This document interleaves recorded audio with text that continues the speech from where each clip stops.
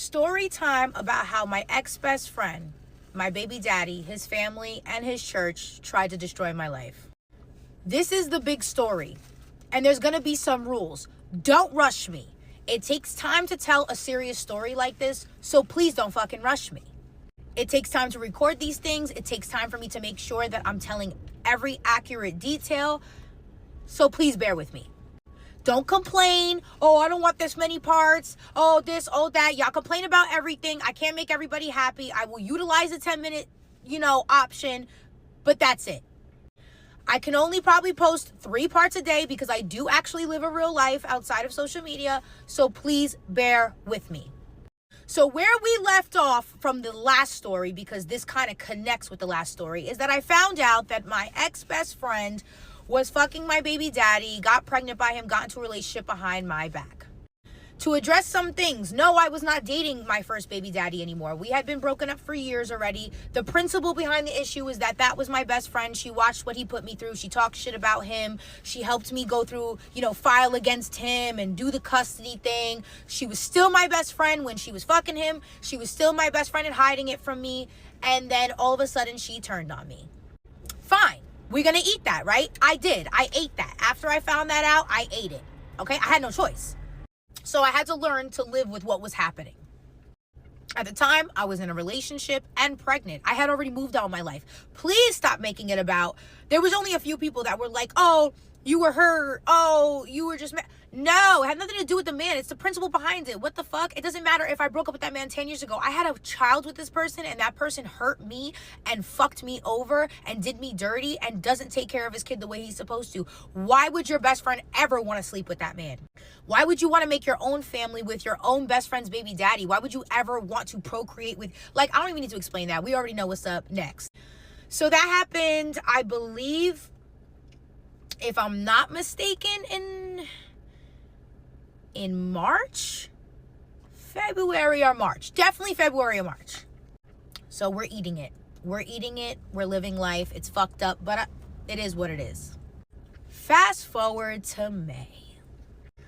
My child's father was in arrears $4,000. So he was back on child support, $4,000. So I wasn't receiving child support, or it wasn't the full amount. And I let him live for a while. I let him, be late, be missing. The arrears were racking up. And I got to a point where I'm like, hey, listen, you need to pay for your child support. He swore up and down it was coming out of my check. I'm paying it, blah, blah, blah. Every time I called child support, they were like, no, we received nothing. Nothing. And it's getting to the point where he's behind and he's not providing any payment or any proof that it came out of his check because they asked him. So they put a warrant out for his arrest. They let him know, if you cannot prove or send a pay stub that has it that's coming out, you're going to get a warrant. That was a little bit before my son's birthday. So my son's birthday's in May 23rd. And so this was all leading up to my son's birthday. Me and my boyfriend at the time, we were planning, what we were going to do for my son's birthday. We were going to take him to this museum. We were going to have a great time with him. And, we were enjoying the pregnancy. Now, to be honest, the relationship I was in, he was a piece of shit as well. He was a cheater, a liar, but that's another story. Listen, this is my life. It's shit. Well, used to be shit. Now I am in such a better place, but just bear with me, Lord. I was just trying my best to bask in my pregnancy, enjoy my son, make sure he has the best birthday ever.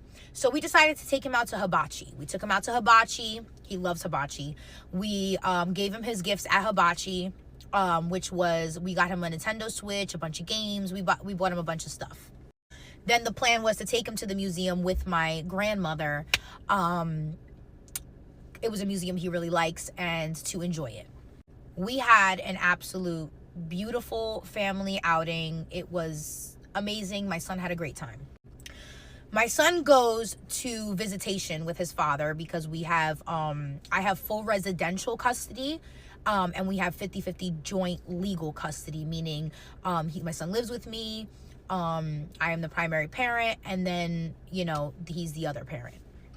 So my son goes to a visit with his father, and his father messages me and sends me a picture and said that my son got a black eye because he was playing with my ex-best friend, his girlfriend's kids, and they were playing rough, and he fell. So I'm like, is he okay? Is he good? Oh, you know how boys are. You know, we're having casual conversation, nothing out of the ordinary, nothing weird. And that's what it was. What do you want me to do? Boys are playing and they get hurt. Why would I ever think anything malicious?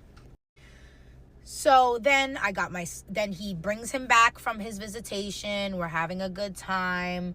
And then days go by. My poor son had a black eye. It slowly went away. Days go by and he goes back for his visitation. When it was time for him to return home, radio silence.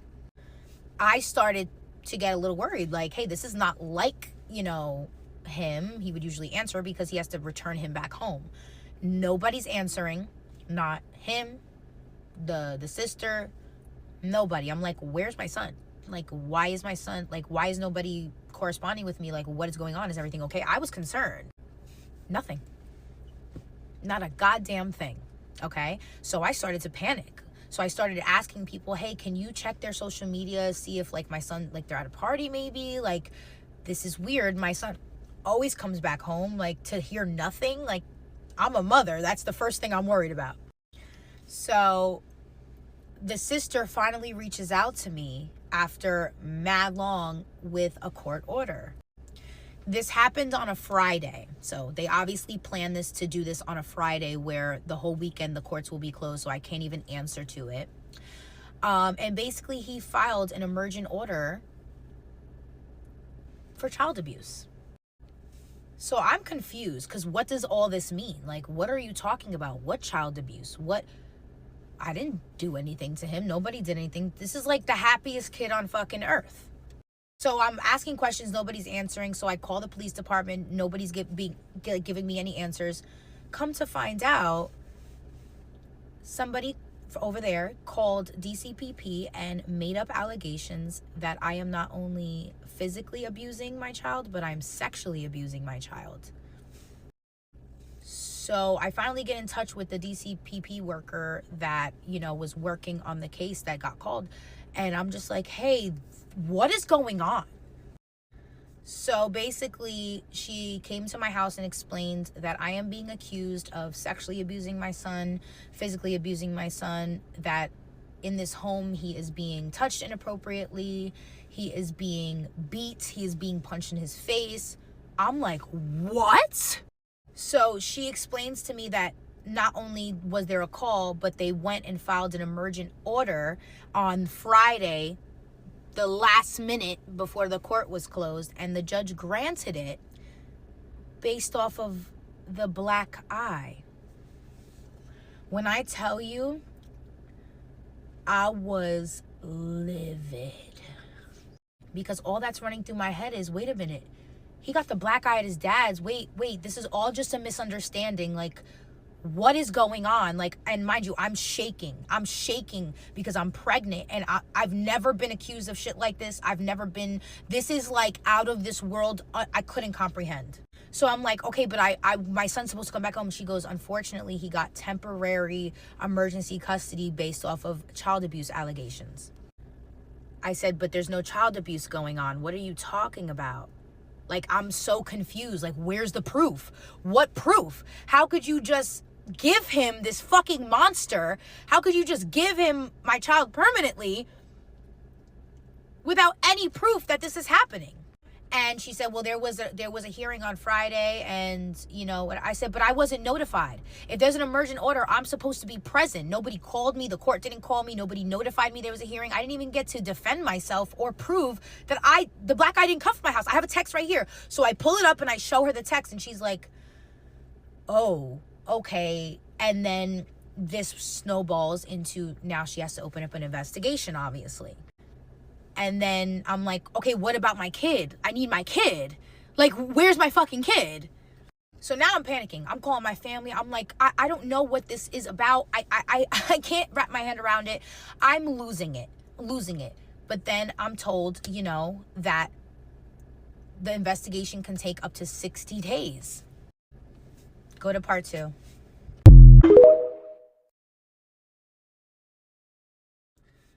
How my ex-best friend, my baby daddy, his family, and his church tried to destroy my life, part 2. So, the investigation starts, and I am beyond stressed because I'm not understanding how somebody can just call and say this is happening and just go to the court and say this is happening off of absolutely nothing, and then your kid can't see you. This is crazy. I said, I just want to understand on what basis did they have to grant this? And I was told, even by the courts, that I should have been in that hearing. I should have been contacted and able to speak up and defend myself and say, like, hey, this is a misunderstanding. So apparently, in the hearing, he also said that he had a video of my son saying that he was being abused. I'm like, ain't no way. On God, ain't no way. My son would never say he's being abused. It's a lie. And mind you, the judge never saw the video. He just went off of his word and granted it. He just went off his word and granted it. So I'm like, a video? A video? When? Where? What video? Show the video. I want to see the video. So we end up getting a hearing. I can't remember how long after, like, the DCPP investigation started. I wanted a hearing. I said, I want to get in court because I want to see my son. I don't give a fuck what we have to do. I want to see my son. I want to talk to my son. And you cannot keep my son from me for all these months off of false allegations. So we went into a virtual hearing, and I told the judge, I said, hey, I wasn't at that emergent hearing. I wasn't able to defend myself or even know why I'm being investigated right now. What is going on?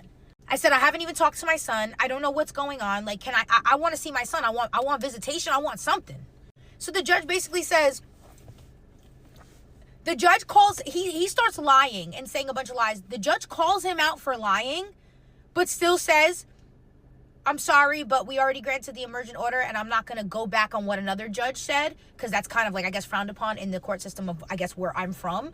Basically, she said she's not going to take back an order another judge did, so she's going to wait until the DCPP investigation is completed and the allegations are unfounded to resume my custody. I said, ma'am, that doesn't make any sense. That doesn't make any sense. A DCPP investigation can take 60 days. You're telling me that I can't have my child for 60 days? I can't talk to him? And I didn't do anything? And you have no proof? I said, can somebody please present proof that I did something? So she goes, okay, well, I will allow you to have nightly phone calls at 7 p.m. until the investigation is complete. When I tell you, I wanted to turn that Zoom, whatever we were in, every way but loose. But I was told by my aunt, keep it cool, cooperate. You lose your cool. That's what they over there are expecting you to do. They're expecting you to act an ass. Keep your composure because we're winning this. And to that day when my aunt said that, I trusted in her, I believed in her, and that woman never steered me wrong. So now every single day,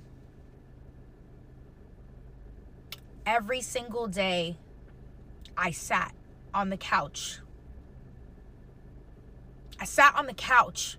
And I remember being pregnant, and every day that went by, I would look at my son's room, the door, and I would just think like I miss my son so fucking much.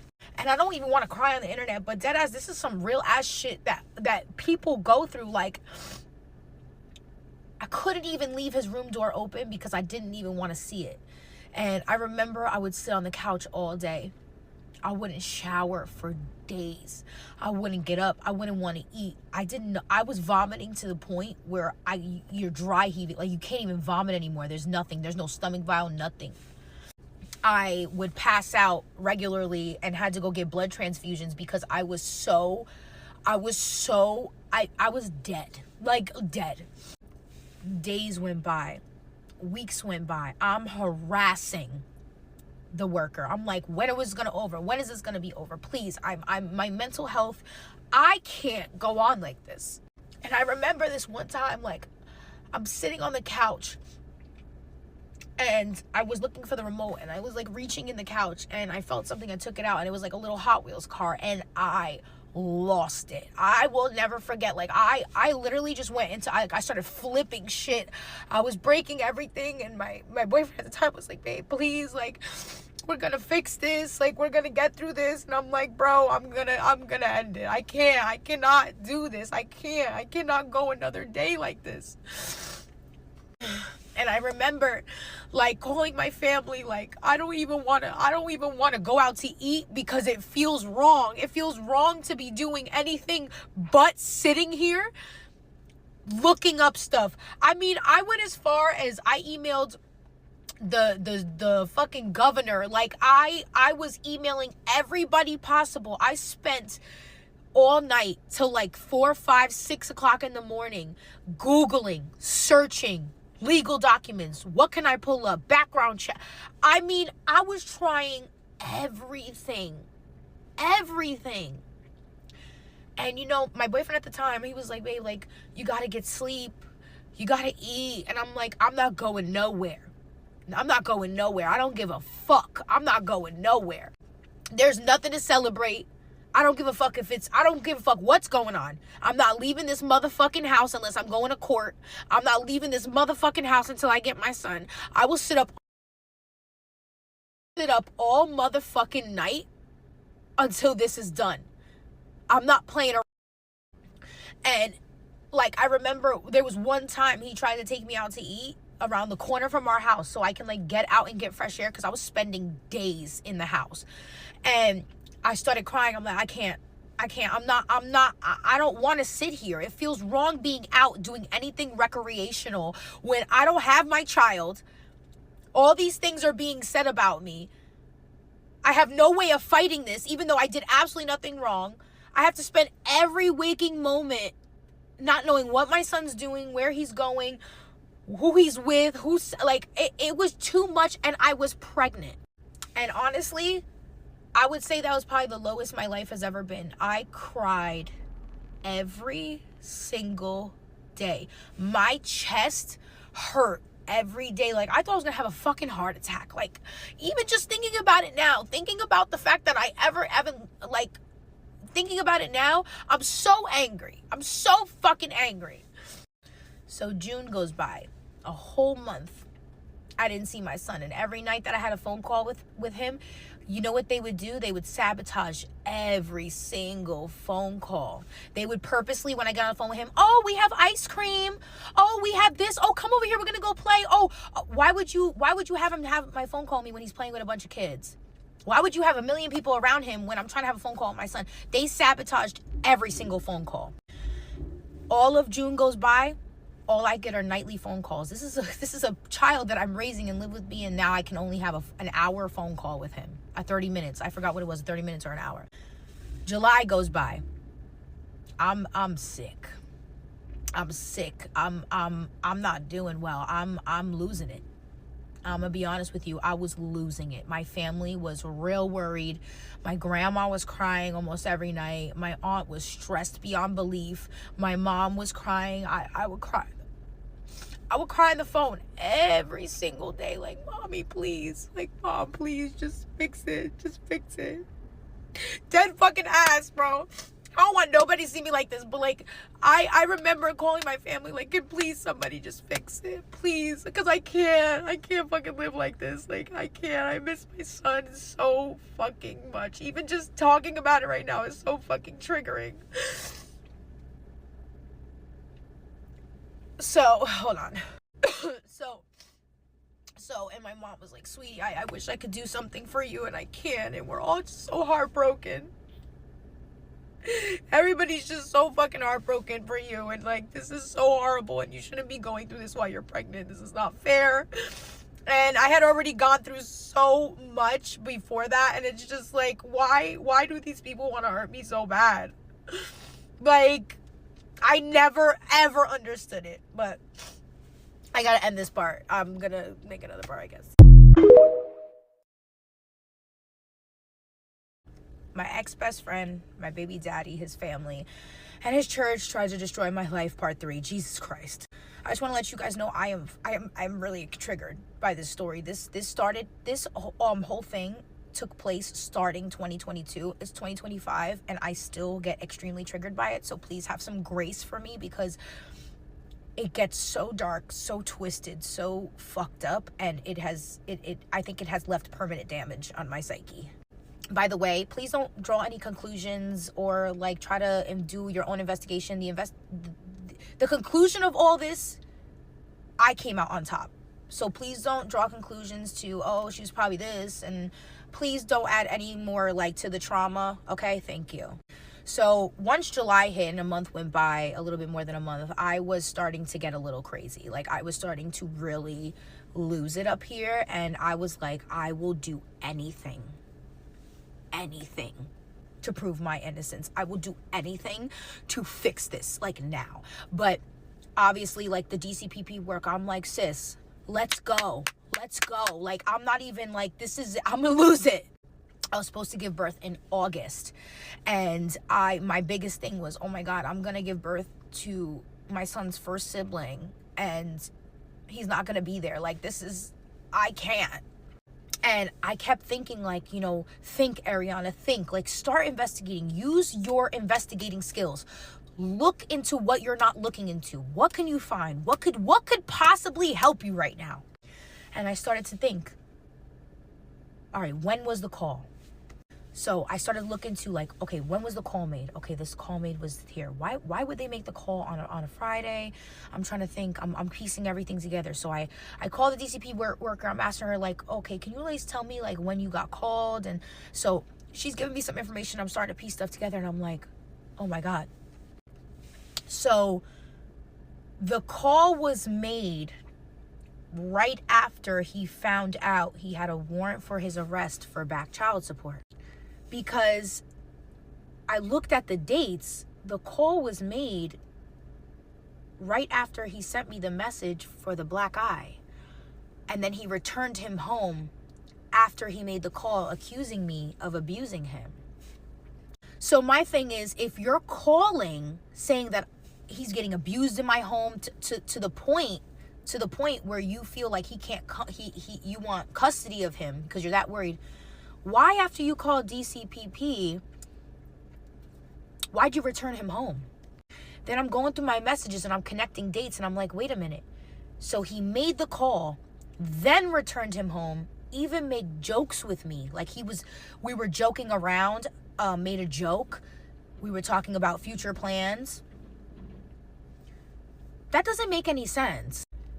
Then, you know, my aunt, who's like fucking Nancy Drew, she's like, sis, did you know that if you file an emergent order, any type of violations against you gets frozen? So now I'm thinking, like, wait a minute, my ex-best friend, she's like super well versed on being like really sneaky and conniving, like when it comes to custody, the courts, because she does it to her own baby daddy. And I'm like, oh my God, they definitely called DCPP to get an investigation or to open up a case, then take that to go to court to get the emergent order, and now he's not in trouble for his arrears anymore. So now I'm like, oh my God. So now I'm on the internet, emailing, I'm going crazy. So I call the DCPP worker and I'm like, I know I called you 50,000 times today, but here's 50,001. Now listen to this. So I'm telling her, I'm connecting, I'm emailing her, I'm showing her. I'm like, listen, I'm going to call probation right now, which is where you call for the child support. I'm like, I'm going to call her right now. I'm going to call you right back. So then I call probation, child support, and I'm like, hey, can you just give me some information? So they gave me some information. Let me tell you something. It all connected. They were trying to falsely accuse me and make up that I was abusing him so he can get out of his child support obligation. So I'm telling the worker, I'm like, miss, I understand that you're finishing your investigation and you're trying to do everything and it's a lot of paperwork, and where I live, Child Protective Services is backed up like a motherfucker. Like, they have nobody. Like, they are really backed up. So I'm like, sis, I understand, you know, but girly, like, I ain't gonna make it. I ain't gonna make it. I'm on my last strand of life. I'm ready to end it all. please. So she's like, okay, thank you. Just email everything you have. Email it to me. Email it to me. So then I go for one of my maternity appointments at the OBGYN. And I noticed that every time I've been going since the investigation, they've been asking for like other things. And I'm like, and the nurse was like, you know, you're being drug tested because you're being investigated. And I'm like, are you fucking serious? Like, I can't even have privacy or have peace even in my pregnancy. I'm being poked and prodded so deeply that it's affecting like even my health care. Like, now obviously I don't do any drugs. Well, not obviously, you guys don't know me, but I don't do drugs. I'm actually very against drugs, and that's I told that in another story how strongly I feel against like pills and all that stuff. So all of July is going by, no 4th of July with my son. I missed everything with him. So the beginning of August rolls by, and we start to hear that about this video. So I asked the DCPP worker, I'm like, what's confusing me so much is that, have you seen the video? And she's like, no, I haven't. I said, so how are we basing this entire investigation on a video that nobody's seen? So at that point, I'm thinking, you know what? After this, I'm going to sue everybody because y'all got me fucked up. And even the judge, like the second judge that I was able to get to see to at least get my phone call, she asked him, like, so you're saying there's a video. You're saying that your pastor recorded this video. Did you give permission? Oh, well, no, I didn't know it was happening. So you allowed your son to be questioned by a stranger or another adult without your permission on video, and you don't have the video? Like, can you show the video? And there was it was constantly excuses why he couldn't show the video. But the fact that they allowed the investigation to, like, they allowed this to go on the way it did without seeing the video, still to this day, that's another, I don't even know. So August rolls by, and on August 6th, I gave birth to my beautiful little boy. And I was still heartbroken.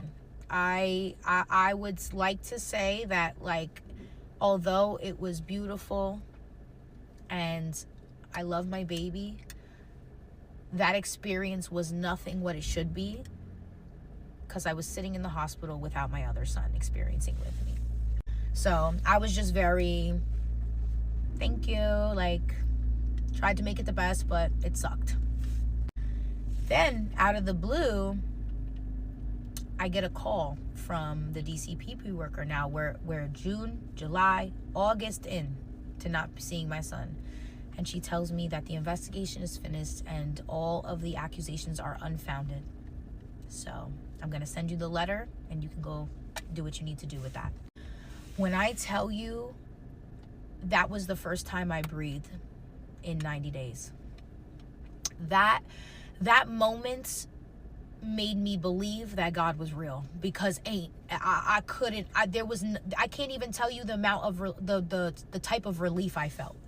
So I went, I got the letter. I also got it. She also mailed it to me, and I ran to that fucking courthouse, and I filed an emergent order to get my son back. But it gets so much worse from here. Not for me, though. Not for me.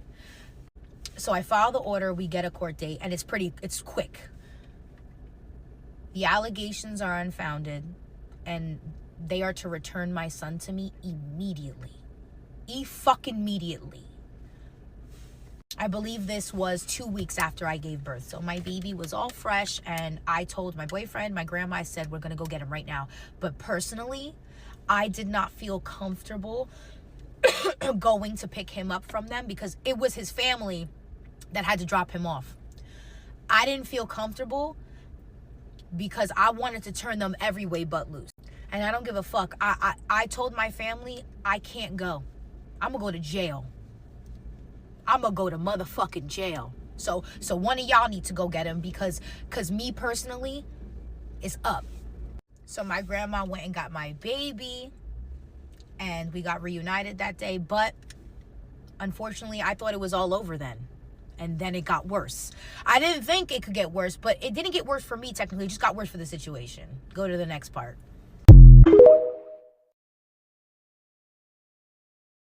My ex-best friend, my baby daddy, his family, and his church try to destroy my life, part 4. Now you must be thinking, I got my baby back, it was unfounded, everything's solved, life is back to normal. Absolutely the fuck not.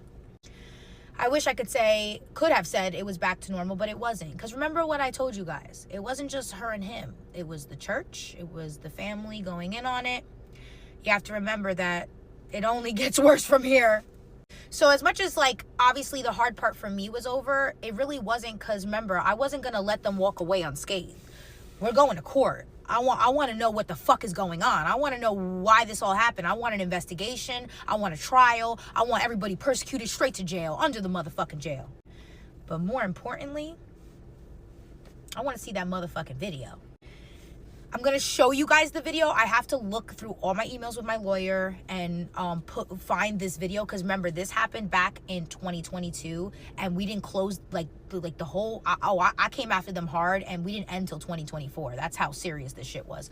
So I have to look for that video, but I will be exposing that motherfucking video. There's a video, and the video that they're talking about, the pastor, which I'm gonna just bear with me, the pastor of the church pulled my child aside along with my baby daddy's sister-in-law and his little girlfriend, and I believe his sister. I don't know if his sister was there, but I believe she was. I don't know. Pulled him aside and took a video of my 6-year-old, asking him if he was being abused and coercing him to say it. Yeah, you heard that right. In the video, they were forcing him to say he was being abused. When you guys see the video, outrage. Out motherfucking rage, I promise you. He's just sitting there, my poor baby. The pastor is questioning him the fuck down. She's asking the same question 10 different ways, questioning him down, and then getting frustrated because he's not agreeing with her. She's asking him, well, did this person touch you? No. Did they touch you in the bath? No. So where were they in the bath? In the other room. So they were taking a bath with you? No. So what about the bath? No. So he wasn't touching you? No. Where is he when you take a bath? Not in the bathroom. So you weren't being touched. My son was getting uncomfortable visibly. And then you hear in the background my baby daddy's sister-in-law and his little girlfriend telling him, say yes, say yes. I swear to God, if I'm lying, I'm flying. I'm gonna show you the video. And not only that, I have court documents to prove it. And the pastor's the one who was coercing him and taking a video of a 6-year-old, asking him about sexual abuse that he's never experienced. And she claimed that he told her this in confidence. So now she wanted to record it to have proof.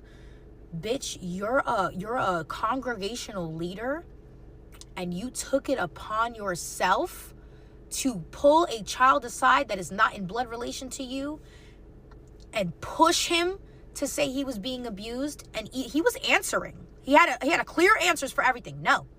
In the other room. No.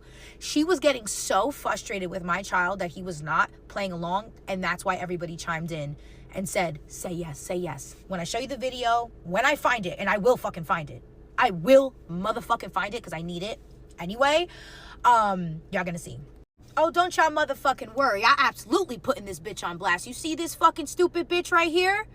Demonic, evil, down low, fake pastor. I don't give a fuck. I know what the fuck I'm talking about. Tabernacle of Life Ministries. Okay? Please don't ever think I'm playing. I have every ounce of evidence, and I have the backing of the court that says that she was coercing him. I got it all. She currently and still will always have a no contact order. She is not allowed to be around my son anymore. He is not allowed to go to that church anymore. Why would a judge order that? Why would a judge order that? Because she's a fucking evil bitch. This is the woman that pulled my 6-year-old aside, sat and questioned my poor baby about stuff he would have never heard of other than her saying it. Questioned him down even when he was giving clear answers, changing the wording of asking the same question about a million different times, to try to get a different answer, and he kept answering the same way. You couldn't even trick him because he was telling the truth. Then got frustrated with him.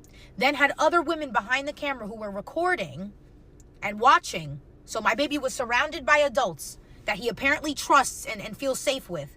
And he still was telling them no. And they weren't taking no as an answer. So they were forcing him. They were forcing him to say yes. And in the video, you will hear them say yes. I need time to get that fucking video, but best believe I will be posting it. Now, I want to post the sister-in-law so fucking bad. So fucking bad. And mind you, she also used to be a best friend of mine. A very close friend of mine. Very, very close. Just like the other one. And they got with the family, joined this church, and all of a sudden, this is how they behave. So I really think that she and this church is the common denominator to this bullshit. I think that there's something going on here. Even the judge, when she was testifying, because this bitch testified against me like an idiot, and the judge is looking at her like, girl, I heard the video. You're crazy. You're a liar. And you know what's crazy? They all worked together on this scheme. You would think they would sit outside the courthouse or in a meeting before coming to court when they were going to testify at trial and corroborate their stories. They all came in and told a different story. That's why the judge was like, you all are fucking liars. Like, weird as fuck. Even the judge was disgusted by the video. This lady, when I was with my baby father and we were engaged, right? And we had to go to premarital counseling because by the church, this is what they do. All the kids in the family who get pregnant, they all get pregnant out of wedlock. Then they're forced to go to counseling to her to get married. This happens all the time. They did it with me. They did it with my other best friend who's a sister-in-law. And then they did it with my ex-best friend. It's like a cult. And even when the judge asked, what type of church is this? Like, what type of church is this? She goes, it's not a church. It's not a religion. It's an experience. Bitch, what? Don't drink the Kool-Aid. Fuck this hoe. I didn't post her husband because I don't know if he had involvement, but we gonna leave Bishop out of this for a minute. So anyway, back to me because, I could have. Anyway, so we go to trial. And when I tell you, my lawyer, he did his work. He did his work to make sure that I got justice for what happened to me. So let's talk about trial. Y'all are gonna die when you hear this. So first of all, my ex-best friend testified against me. My baby daddy testified against me, but it was against him, whatever. Like, we were fighting against each other. He also testified. His mother and the pastor. Those four. Oh, and the sister-in-law. They testified against me. I had to sit in court and watch these women lie. They lied. And I'm looking at them, but the one person I was really staring at hard was my ex-best friend, because I'm like, wow. You know what she told the judge? We were never friends like that. I only know her. I only were friends with her in middle school. She claimed that she lied and said that my grandmother called her and said that she was concerned about the abuse and everything. No proof to show that, by the way. Then she said, we were never friends like that. And, the judge saw right through that. The judge was like, so how were you never friends, but the grandma was going to called you to confide in you about her private business? Why would she call you? If you weren't her best friend, why would she call you? There's 3 million other people in this girl's life, and you haven't talked to her since middle school. You weren't friends with her like that. Why would the grandma call you? Dummy bitch. They just sat and lied. The sister-in-law lied. The sister-in-law got pressed so hard she cried on the stand, and I just giggled. Because fuck you, you stupid bitch. Lying bitch. Then I got on the stand and I told my side. And, it's about to get heavy. Arr. Wait till the next part, please, because I need to gather my thoughts.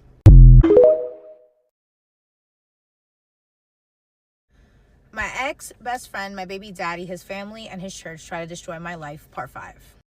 So I realized in my last videos when I was describing what the pastor did with my son, that it was my 6-year-old, but he's 6 now, turning 7. This happened when my son was 4. He had just freshly turned 4, so he was just a 3-year-old. This happened literally the month he turned 4 years old, a baby, literally fresh out of being a toddler. So imagine a 4-year-old sitting down, having to be asked very explicit things or things that may be confusing because he's never heard of it or experienced it, and then being pressured to say something by people he trusts, even though it's horrible things about his mother. And if anybody says that's not a traumatizing thing or not a damaging thing, you are sadly mistaken. You should never, ever coerce a child into saying something, especially if he's saying no. If you have to pressure somebody into saying an answer, it's not the truth. Like, if you have to continually ask the same question over and over again, and there's an answer given, that's the answer you have to take. Like, you can't, because you're not getting the answer you like, you can't keep asking somebody the same question over and over again, expecting a different answer. Like, that's actually psychotic. So I had the same lawyer from the beginning of case to the end of the case. I've never changed lawyers. I got one lawyer and I stayed loyal, and this lawyer carried, me through this case. My son's father, on the other hand, went through like 3 or 4 lawyers. What I believe he was doing was retaining them, and because he didn't have any money, I think he was just retaining them, getting them, and then not paying them, and then lawyer shopping. Like, he just kept going to the next lawyer, to the next lawyer, to the next lawyer, because I don't understand how you change 3 or 4 times a lawyer within a year of the case. He was already going through mad different lawyers. So during trial, let's start with the sister-in-law. The sister-in-law testified against me. Once again, another best friend of mine who turned her back on me and went to join this cult, like whatever the fuck they had going on. When she was speaking, right, she was behaving as if she cared so much about, my son, and she was so concerned. And she claimed to the court that my son told her this like a year prior. So she says that my son had told her that these things were happening to him, like came to her and said this in confidence, like between them, and like a long time ago. So the judge is like, well, I'm confused, because if he told you that, right, a year ago or however long you said ago, why are you just saying something now? If you're so concerned about this child and they are telling you they're being abused and that's why you guys are going so hard, why tell him now?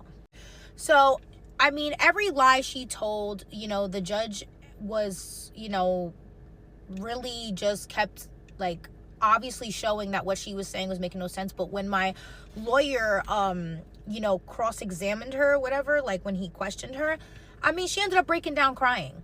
And I truly believe that, I would like to believe that she realized how fucked up it was, and I think she broke down because she realized how far it went, and I think she did not want to participate in how far it went, and realized it was a mistake, but realized how late it was to even turn around at this point. I think my lawyer just kept really eating her up in every single lie that was told, and I think she just couldn't handle it. So she started crying. Once again, like I said, my ex-best friend, she was lying on the stand saying that like we weren't close and everything, and like, it's bullshit. Like, I had proof that we were speaking about my gender reveal like the same day she told me that, she was being with my baby daddy all of a sudden. So to say that we weren't close, but you're helping me plan my gender reveal is insane. My baby daddy's mother testified, and that shit made me so angry because she definitely lied for him. And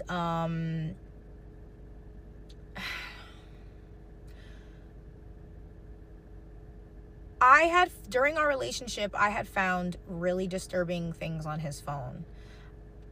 I found it and it was his. And I don't think I'm ready to go into that, because that's heavy shit, and I'm definitely getting,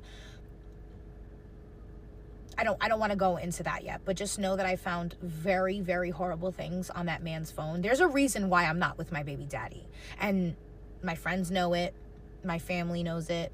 So when people say like, oh, you're hurt, no, there's a reason I'm not with him, in that is a vile, disgusting human being. I found something fucked up on his phone. This is when we were together, like when I was pregnant with my son, with my first son. And I showed his mom. His mom was fully aware, right? But when I brought that thing up in court, the mom was like, that never happened. And it's so crazy to me, because we had a whole house meeting about it. My baby daddy flipped out when he was caught. Now all of a sudden it never happened. Like, I understand that's your son, but ma'am, like, at some point, like, when are you gonna hold your kids accountable for shit? But I expected her to lie for him, but like, I'm the type, like, I'm willing to take a polygraph at this point. Like, I'm not playing.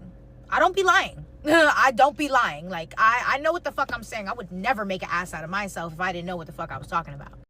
I digress though. Mama lied. We knew that was gonna happen. That's your mama. The pastor goes up. So the one thing that the judge, so she was trying to say, like, you know, she was stuttering, and she was just, she made herself, luckily, you know, what I was seeing when I used to watch her preach, when I used to, you know, listen to her testament. Let me tell you something. When this lady would preach, I knew she was full of shit from day one. When I was pregnant with my son, when I was actually dating my baby father, and we got engaged, we went to premarital counseling. I had caught him cheating. I had caught him with over like 1,000 videos and pictures of naked girls masturbating that sent it to him through Kik. He was cheating on me. He was sending private part pictures to them, jerking off videos. While I was pregnant. He was also talking to young girls in the age range of 14 to 17. We were in our 20s. So, and don't come for me and say like, oh, didn't you try to reconcile with him?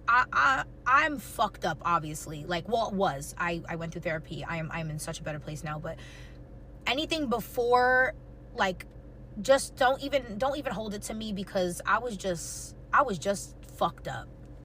But when we were going to premarital counseling, and we were going to that church, because I felt obligated to go to the church, obviously, I knew something was off with this lady. We would go to our premarital counseling meetings, and you know what she would tell me? I would tell her, because we would confide in her about our problems, and I would tell her what I found on his phone. And you know what she said? Well, what are you doing to push him to cheat? What are you doing to push him to do these things? That's when I knew that bitch was crazy. And you know what? We would get out of counseling and we would argue in the car, because I'd be like, bro, this is not fair. Like, she wants to fuck you. That's what it gave. Because she would talk about my baby daddy and his twin brother like, these are the golden children. The golden children? You talking about the man who used to pee in bottles because he was too lazy to go downstairs, so he would pee in water bottles and collect them upstairs? Anyway, that's embarrassing for me, but fuck it. Because I'm just, please. I obviously didn't love myself. So, she would tell me it was my fault. It was my fault why my baby daddy cheated on me, even though I did nothing to him. I was pregnant with his child, loving him, going to church, even though I felt uncomfortable at the church. When she would preach, she would talk about herself. That's when I knew there was something off with that church. That lady would talk about herself more than she would talk about God. She would tell us how before she met Bishop, she had 1 million men going after her. She dated a bunch of men. Men were just throwing themselves at her, and she had all these options, and then she settled for Bishop because he was a regular dude. You know, he didn't have much. He was just a bus driver. Girl, who the fuck are you? Like, if I'm not mistaken, she grew up like poor in New York. Like, girl, get on to God. Why are you talking about your dating life? Anyway, sorry, next part. My ex-best friend, my baby daddy, his family, and his church tried to destroy my life, part 6. So the pastor gets on the stand. She's like just doing what she does, being weird. And the judge is just like kind of looking at her like she's crazy, because she's making herself look crazy, like I said. And the judge asked her, like, I'm just confused because, like, are you licensed to, like, interview children? Like, are you licensed by the Department of Child Services? Are you like a certified, like, interview? Like, is there some type of credentials that, like, made you feel like you were qualified to properly interview a child about child abuse? And even when he was interviewing the sister-in-law, the girlfriend, about the saying yet, like, the whoever was in the background forcing my child to say yes, like, he said, I heard it.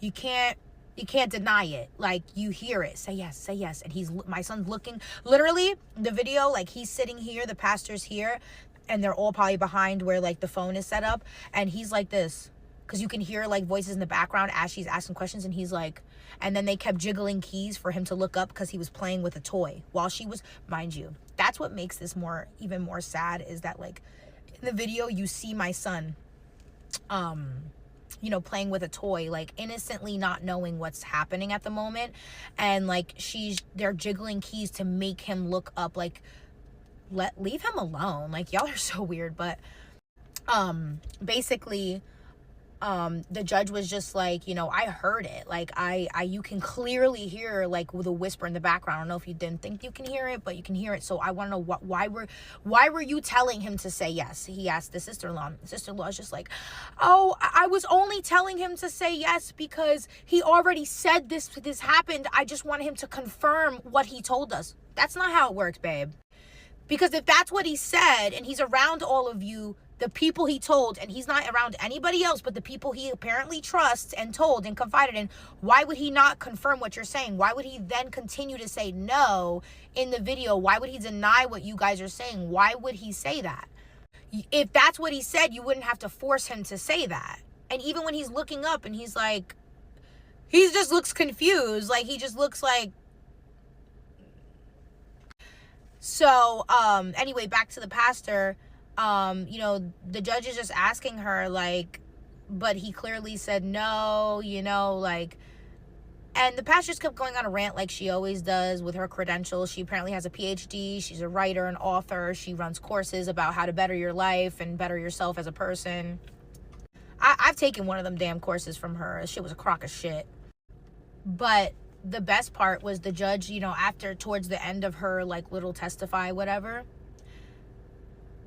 the judge was like, I'm just curious, like, what religion is this exactly? Because what kind of church is this? And I don't think any judge would specifically ask that unless it actually is completely unclear what the fuck this is. So they apparently were advertising themselves as, like, Christians, but when he asked her, what religion is this? What church is this? She goes, it's not a church. It's not a religion. It's an experience. The judge, you ever heard side eye? Like, the judge was just like, okay, crazy. The judge can't say these things, but with his responses and his facial expressions and just the like, you could just, he was obviously like, whoa. So after all the testifying, after, everything that was done, after the whole trial, I testified, and then it was time for my baby daddy to testify after I did. So when I testified, I brought up also that one disturbing day of the things that I found in his phone. We were together, and how he has a very long history of being a monster, a very long history of lying, a very long history of being sneaky. So when I brought up this thing, I think he panicked. Like, I looked at his face and I said, yeah, motherfucker, like, yeah, I'm telling them what the fuck I found on your phone. When he went up on the stand, oh, mind you, when I went up on the stand, I was questioned by his lawyer, my lawyer, the whole cross-examination. My story was straight because that's the only story there is. I answered everything clearly. I had clear answers for everything, because you don't have to practice the truth. You don't have to think, I don't recall, let me think. It just, what it is. So I think the judge was very happy that I was able to just stick to what it was, be clear. I wasn't dicking around. I wasn't, nothing. The fuck, I told it what it was, and that was it. By that time, I was also broken up and not with, you know, the boyfriend that I was with at the time that was going on, my second baby father. I wasn't with him anymore. I was single. Like, I was ready to just do me and deal with this with me. When my baby father got on the stand, the judge asked him about what I said, about what I found on his phone. Mind you, that's a serious accusation, what I found on his phone, what I said. That wasn't no light shit. It wasn't no, oh, did you, you know, steal that bag of chips? No, it was some shit on that phone. And when, mind you, so like if somebody said you committed a very serious and fucked up crime, right, and you did not, especially in court, you're gonna be like, no, that never happened. When the judge asked him, what did this happen? He said, I can't recall. I don't know. So you're not even gonna like dead ass deny like being caught up in some shit like that? I was shocked that he didn't even deny it. Like, he just said, I don't recall. What do you mean you don't recall? I would be like, no, I never would do something like that. Oh my God, no, that's disgusting. I don't know, I don't recall. You better fake like you recall. Like, damn, like, you are dumb. So that also kind of leaned towards like what I was saying, obviously was confirmed it was true, because how could you say you don't recall to an accusation so serious if you didn't do that? But that's neither here nor there. So once the trial was over, which it was 5 or 6 hours we were in the courtroom for that day, the judge said he's not going to give his verdict that day. He's going to schedule a Zoom to give his verdict on a later date, because this is a lot. We were there for 5-6 hours. It was a lot of information, a lot of evidence. He wants to fully give his verdict another day. So we're like, all right, fuck it. So I leave, we go home. I was very confident in the way that the trial went. I think that the judge saw through everybody's bullshit. I think the judge saw the things for what it is. I didn't care about being on my side. I just wanted the truth and the justice to be served. I don't give a fuck. So the judge did end up, we did get a Zoom date. He read his verdict. His verdict was, I gotta get the court orders so I can read them to you guys, of each time we went to court at like when this happened, so I can specifically tell you guys like each thing that was ordered. But you know what, I'm gonna do that in the next part, but I'll just tell you really quickly. So the verdict was that everybody who testified lied, including the father, that the sister-in-law is ordered to not allowed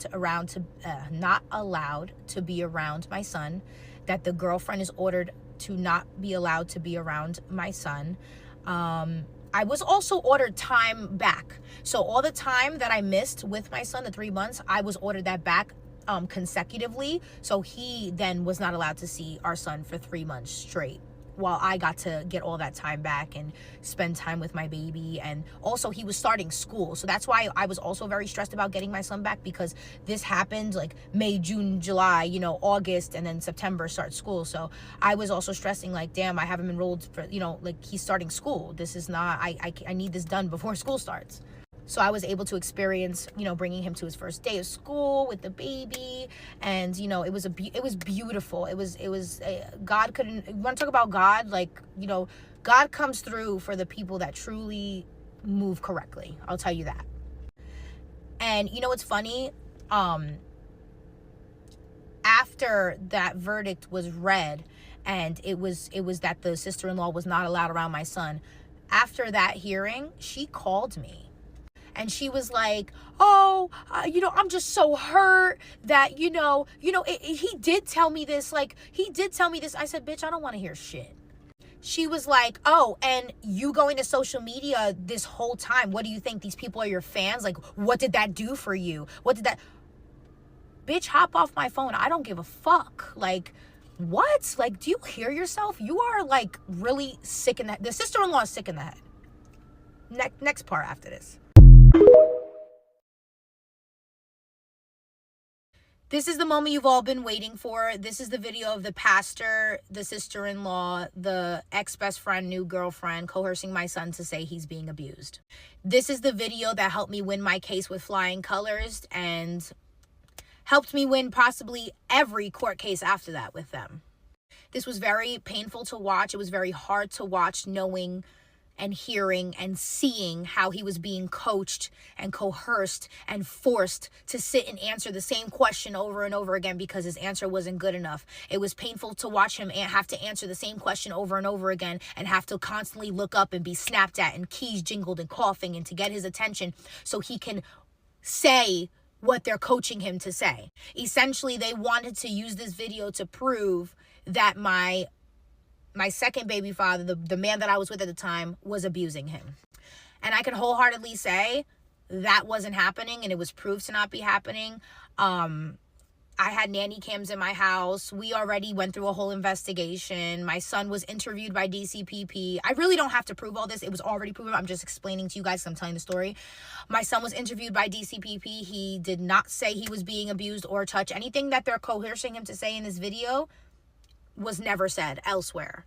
Also, you're going to see him looking up, looking around every time he has to answer something. You're going to hear them whispering. But like I said, I'm going to pinpoint the moment that they say yes, make him say yes. You're going to also notice the pastor getting kind of like aggressive and aggravated at the fact that he's not answering how she wants him to. And also they're trying their hardest to coach him while this is happening. So that's why it keeps going back and forth. He's first answering no, but then they're coaching him to say yes, but then he's saying no. It's very confusing for a 3-year-old. Here we go. Yeah.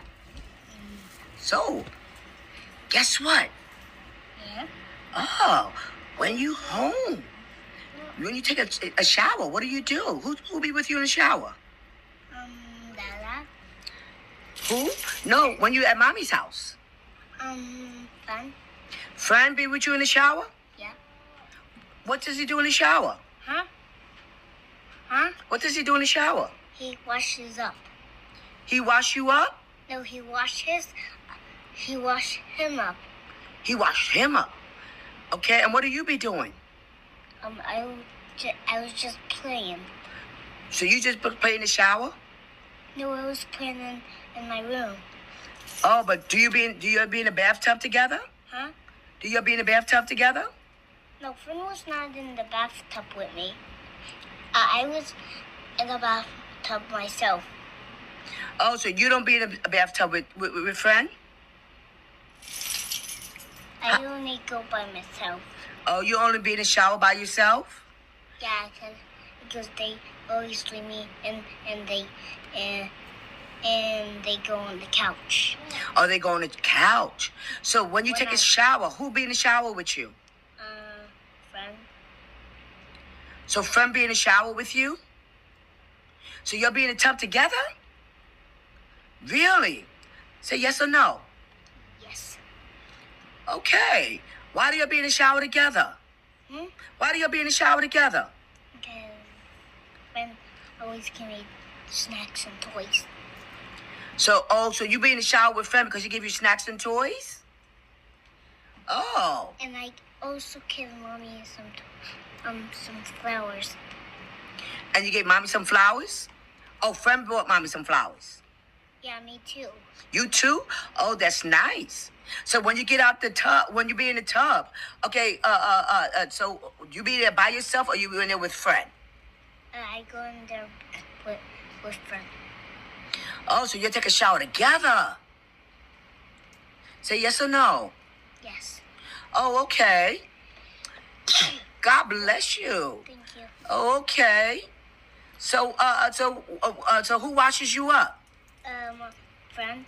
Friend washes you up in the tub, in the shower? Yeah, friend does too, and mommy does too. Oh, boy. You'll be in the shower all together? Huh? Yes or no? Yes. Okay. Well, thank you. I was wondering, because I want to make sure you're okay. Okay. Okay, you be okay when you're in the shower? Yeah. Okay. Look. Okay, thank you. That's nice. Okay. So I just want to make sure that, that you be in the shower, who be in the shower with you. So it'd be only you and friend, right? And mommy. And mommy? Oh, there's but who washes your body? That's friend? Mommy and friend. Mommy and friend wash your body? But do you ever be in the shower by yourself with friend, without mommy? Yeah, I go with mommy and friend too. Okay, but do you ever be by yourself with friend? No. So I'm saying, do you be in the shower with friend by yourself? It's just only you and friend, without mommy? No, mommy comes in the shower with me too.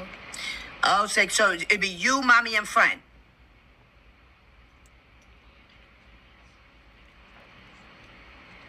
Oh. Okay. Well, thank you. I just want to know. I want to make sure you okay, right? So now that you've all seen the video, do you see what I mean? Like, constant coaching. Remember, this is a 3-year-old. The 3-year-old, he already gave the answer. You can't ask a child the same answer. Like, you're coercing him by you telling him what to say, by him not being able to just answer it and move on from the question, by him having to look around and having the people around him say friend, say this, say that. Like, so uncomfortable, so weird. And you can tell that even though he's only 3, he knew something was weird. You could tell he's visibly uncomfortable. That's why he's nervously playing with the toy, which is what the analyst said. He's nervously playing because you're asking me questions like this. You're people I trust. My mommy is people I trust. You know what I'm saying? This was disgusting, disturbing, very, very distasteful, unprofessional for a woman who's not even trained or licensed to interview children about child abuse to sit there and ask a 3-year-old, the same question over and over and over and over again. He answered. What other answers do you want? You want the answer you want. And no matter how hard they try to coerce him, at the end of the day, it's still a no. So I'm going to leave that there for today. There's still more to talk about, obviously, the rest of the story, but that was a lot just to even rewatch. It was a lot to watch my son be uncomfortable and nervous. It was a lot to have an adult, like, not believe him and take his answer. It was a lot to hear the people in the background saying, make him say yes. Did they not watch over the video before they sent it? But like I said, this is the video that won me my case. Not saying that, like, the unfounded, like, conclusion to the investigation didn't, or, like, you know, everything else I had to prove. It was just that this video was really it. Discuss it in the comments. Let me know how that made you feel.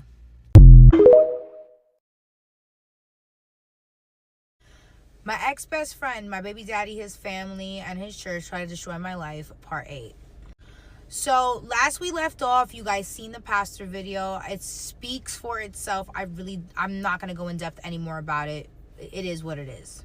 So after all that, you know, like I said, I was able to get all my time back with my son, 3 months consecutive. And then we resumed back to our regular visitation schedule, which was Wednesdays and every other weekend.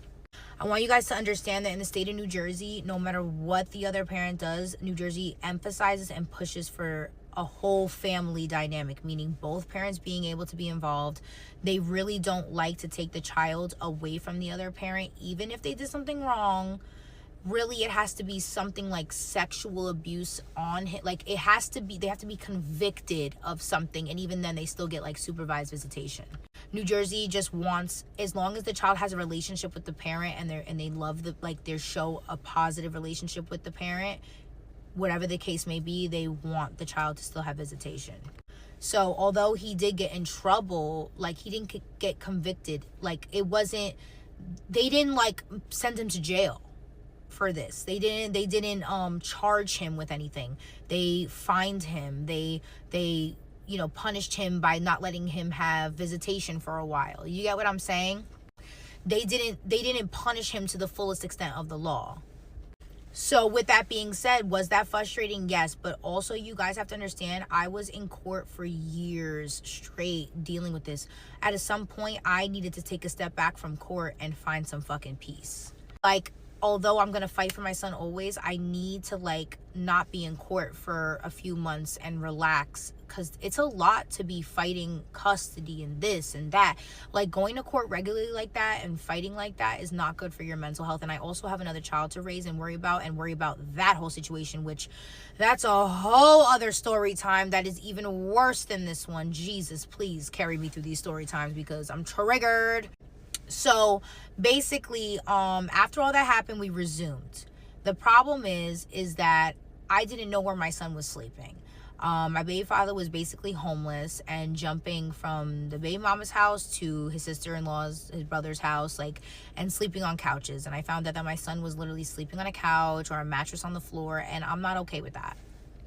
So, you know, when I filed a motion, I want to know where he's sleeping, where are you living? I need an address. You're not telling me where you live. You're also lying about where my son's sleeping, and I just don't feel okay with it because I don't trust anybody over there. So when the hearing came for that, which I believe was in March of 2024, I get to court. He doesn't show up, so it defaulted in my favor, and he lost his visitation rights, and he cannot get them back until he files a motion and gets back in court and proves he has suitable living arrangements, an address, and amongst other things. So he had to prove himself before he got his visitation back. So months went by and we didn't get a court date till August. So all those months went by where it was just me and my little family, my boyfriend and my kids, and he didn't go to his dad's because he couldn't, because obviously his visitation was suspended. Now, he barely called, to be honest. He could have called. Like, it wasn't like he couldn't call his son. He could have called, and he really didn't at all. So that spoke volume to, like, did you ever really want and care about him, or did you just do it to get back at me? Like, did you just pretend like you gave so much, like, to get back at me? So we get the court date for August, and the problem was that the court date was on a Monday. Tell me why Friday before that Monday, mind you, he had his visitation suspended. He had to answer to that. CPS gets called on me Friday. I'm like, no, the fuck he didn't. I was like immediately triggered. I was ready. I was on go. Like, I was like, you know what? Who want it? Who need it? So I'm listening to the allegations and I'm like, are y'all serious? And mind you, these were the same workers that I had last time, like, just coincidentally. And they're like, listen, we know it's a crock of shit, basically. Like, we have to investigate, but it's going to be quick this time. And, you know, I'm like, listen, I don't want my son interviewed about stuff that he, once again, has no business knowing about and would never have known about it if I wasn't falsely getting CPS calls against me. So they're like, we're going to try to make it as quick as possible. This is something that we have to do in the state of New Jersey. We have to investigate.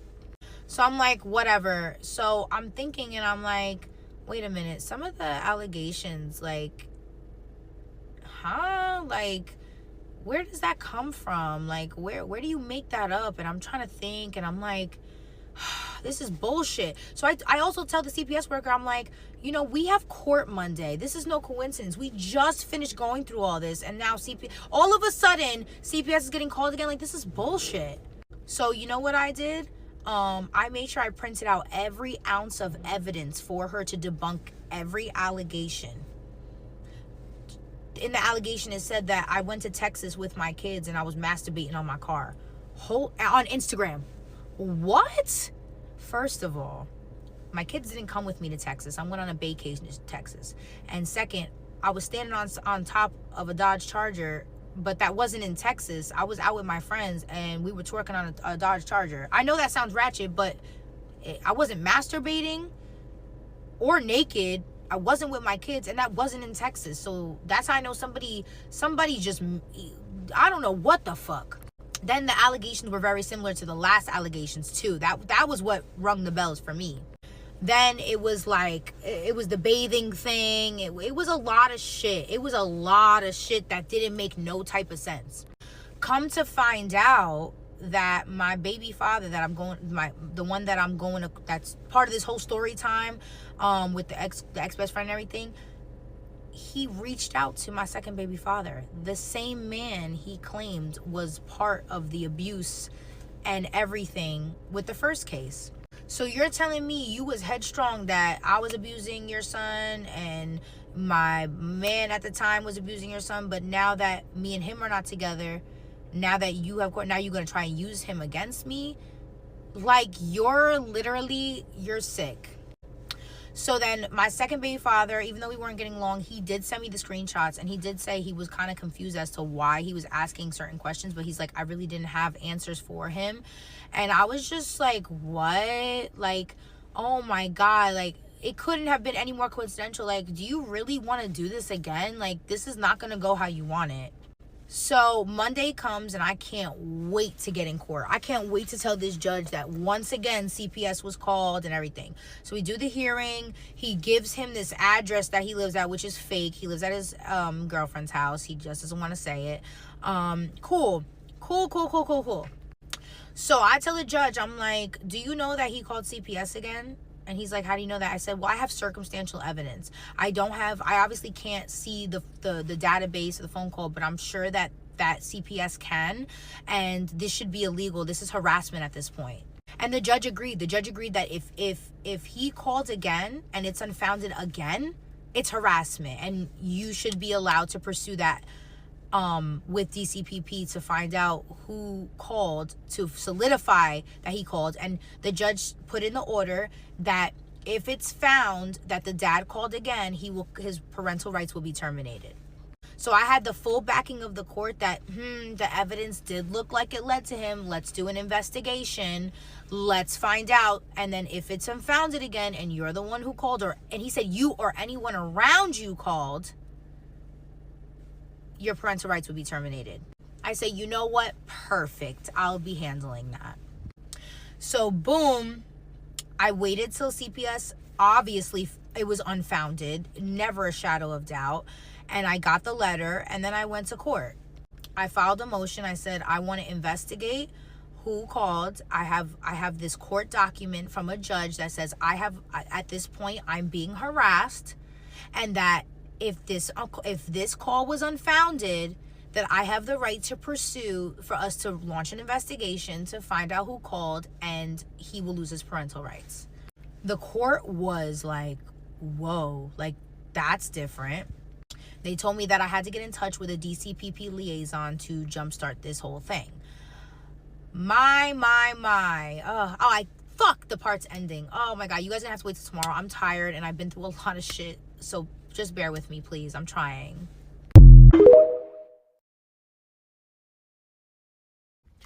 My ex-best friend, my baby daddy, his family, and his church try to destroy my life, part 9. So where we left off, they were telling me that if it's unfounded, if DCPP is unfounded again, this is harassment, and you need to talk to a DCPP liaison so we can launch an investigation and you can pursue this and find out if it's him, which it is. Find out that, like, solidify on record that it is him, and then he will lose his parental rights. So since that court hearing, obviously he still got to exercise his visitation, which I was pissed about. I cried about it in court. I told the judge, you see everything that happened. You're even co-signing that, like, what has happened is fucked up, and that the judge, like, for the judge to award me counsel fees is that you must have did something really wrong. So why are we trusting him to go over there? Like, how do I know that they won't do this again? So the judge was like, no, I totally understand you, but, like, as far as anything, like, he provided an address, and, like, we have to let him resume visitation. And I'm like, it makes no sense, but I'm not going to argue with the judge because, like, I'm not going to get nowhere with that. So I had to just eat that. So after that, like, my son would go there, on every other weekend and would be at her house, even though he claims to live somewhere else. He lies, but that's where my son has been every other weekend and on Wednesdays.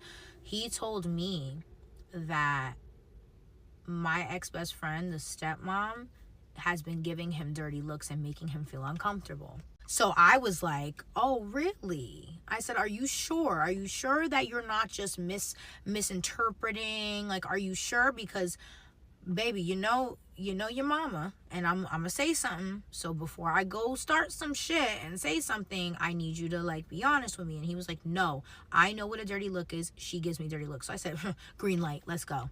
So I hit up my baby father. I'm telling him this, and he's just like, oh no, she loves him like that's her own. First of all, let's keep it a real, friends. If a bitch don't like you, and if she has hate for you and she does grimy shit to you, what do you think she feels about your child? You think she loves my child? No, she doesn't. She definitely does not see my child as her own. She definitely wants my child out the picture. She definitely, every time, he looks just like me. Every time she sees him, she definitely sees me. And if you hate the mother, there's no way you could be trusted around the child. And I've always believed that. Like, I don't want my kids around people that hate me. Like, that's my baby. If you hate me, you can't love my kid. So my father was like, no, that never happened. He's just making that up. I said, he's making that up, so let's let him out the car and say it. Oh, no. Why? I have him in the car. He'll tell you. He told me that he didn't want to tell his dad because he didn't feel comfortable telling his dad because his dad's not going to do anything about it. So that gives that his dad definitely prioritizes that over there over him. And on top of that, his dad's not involved in anything over here. Like, he's not involved in sports. He's not involved in nothing, but he coaches her kids' sports stuff. He's involved in their school. And it's just like mad weird because it's like, what about your own kid? But that's okay because he's got enough support. It's just don't play like your dad of the year.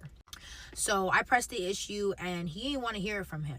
That's the part that's so crazy to me. He did not want to hear it from him, and I'm like, well, why? Because you're saying he's lying, so hear it from your son himself. He'll tell you. I have his back. You feel me? He'll tell you, and you can't get mad because he's telling you the truth. So that moment came and went. I couldn't do nothing about it. So after I had asked my baby, I'm like, oh, does she give you... He's like, oh, no, but she doesn't do it anymore. And she said, she talked to me and she said, oh, I'm not giving you dirty looks. It's just that all you kids aren't listening. I'm like, okay. Like, there's nothing I can do about it right now. So leading up to current times, last week, March 11th, we went, before that, I had filed for full sole legal custody. I got tired of this shit. I'm like, let me just go for it because at this point, I'm tired. I don't want to deal with this man or his family no more. I don't want him being involved as much as, I'm sorry, but like this, he is not a good parent. He is not worth, his child support ain't worth it. His involvement ain't worth it. I would much rather have him at a distance, and it's not even just about me, it's about my child. Like, I just feel like him being over there is not, I don't feel comfortable with them. I don't have a choice to in the current sense, but I want to change that. So when we went to our first hearing on March 11th to open up the statement and why I'm filing and stuff, he was like, oh, this is left field. Like, I was so shocked and taken back and blindsided that she filed for full legal custody. Hello? So she was like, okay, this is how you feel, this is what you're going for, so we're gonna have a trial. Bring all your evidence, put it into the court system, because there's like an online thing you could put all your evidence into. And she's like, we'll revisit this today. This is where I'm at, right? But obviously, like, the events that have transpired this past weekend, like, I know you guys can probably tell I'm mentally drained. Like, I need a minute. Like, I have a lot of trauma from, like, you know, physical violence. And even though, like, I feel very good about, you know, how the outcome was as far as, like, people like supporting me, it still doesn't take away the trauma that like somebody trying to kill you causes. I am a domestic violence survivor, and I was somebody did try to unalive me at one point in my life. And so when I saw somebody that I used to be friends with running at me with a knife, no matter what, that right there was very traumatic for me. And I feel like, what are the words? I feel like, I just feel taken back. Like, you have so much envy in your heart that you were willing to end my life. Like, you didn't care about your own, you didn't care about your kid, you didn't think about nothing. My existence disturbed you so much that you were willing to risk your entire life to end mine. That type of hate towards that's very eye-opening, to think about how like everything she tried to make me feel guilty for coming to like the internet and speaking on my experience, but like that proved everything I said. And now I stand even more 10 toes down that those bitches were never my friend, but especially her. Especially her. She was never my friend. If you're willing to kill me, you were never my friend. So obviously, whatever updates I have that happens after this, I will obviously update you, but I'm ready to move on to my next story time, which is probably worse, if not the same. But now I need to talk to you guys about my other baby father and introduce that character in my life and what happened there. Like I said, I was exposed to, you know, physical violence and domestic violence and stuff. So that now I'll be able to tell you like my experience with my second baby father and what happened with that. And then we move on from there. I'm just going to keep talking about what I've been through. It's helping me get it off my chest, and, you know, it's my life. I can talk about it. You know what I'm saying? Nobody can take my experiences from me. If I want to get on the internet and speak my truth and, you know, live in my truth and really hear it out loud, I can do that. And I'm going to do that with the support of you guys and with this platform. And that's what I'm going to keep doing. I'm going to keep speaking my truth, because everything that I say, I have shit to back it up. I have proof. I have receipts. I have screenshots. I have videos. I have everything.